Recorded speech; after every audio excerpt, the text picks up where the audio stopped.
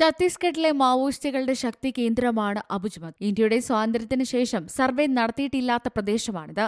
ഗോവയേക്കാൾ വലുതാണ് ഈ പ്രദേശം. ബസ്തറിലെ നാരായൺപൂർ ജില്ലയിലെ മാവോയിസ്റ്റ് ബാധിത പ്രദേശത്താണ് ഇത് സ്ഥിതി ചെയ്യുന്നത്. ശനിയാഴ്ച വൈകുന്നേരം ഏറ്റുമുട്ടൽ പൊട്ടിപ്പുറപ്പെട്ടതിനു ശേഷം ഇടയ്ക്കിടെയുണ്ടായ വെടിവയ്പ് മണിക്കൂറുകളോളമാണ് നീണ്ടത്. വെടിവയ്പ് നിർത്തിയ ശേഷം തെരച്ചിൽ പ്രവർത്തനങ്ങൾ നടത്തിയപ്പോഴാണ് മൃതദേഹങ്ങൾ കണ്ടെടുത്തത്. കൊല്ലപ്പെട്ട 4 മാവോയിസ്റ്റുകളിൽ നിന്ന് AK-47 പോലുള്ള ഓട്ടോമാറ്റിക് ആയുധങ്ങൾ സുരക്ഷാസേന പിടിച്ചെടുത്തിട്ടുണ്ട്. 2024 മാത്രം ഛത്തീസ്ഗഡിൽ 200-ലധികം മാവോയിസ്റ്റുകളെ സുരക്ഷാസേന വധിച്ചു.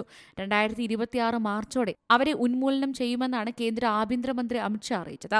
കഴിഞ്ഞ വർഷം കൊല്ലപ്പെട്ട മാവോയിസ്റ്റുകളിൽ ഭൂരിഭാഗവും പേർ ദന്തേവാഡ, കാങ്കർ, ബിജാപൂർ, നാരായൺപൂർ, കൊണ്ടഗാവ്, സുക്മ ജില്ലകളിൽ ഉൾപ്പെടുന്ന ബസ്തർ മേഖലയിൽ നിന്നുള്ളവരാണ്. അതേസമയം ഏറ്റുമുട്ടലിൽ ജില്ലാ റിസർവ് ഗാർഡ് ജവാനും ജീവൻ നഷ്ടമായി.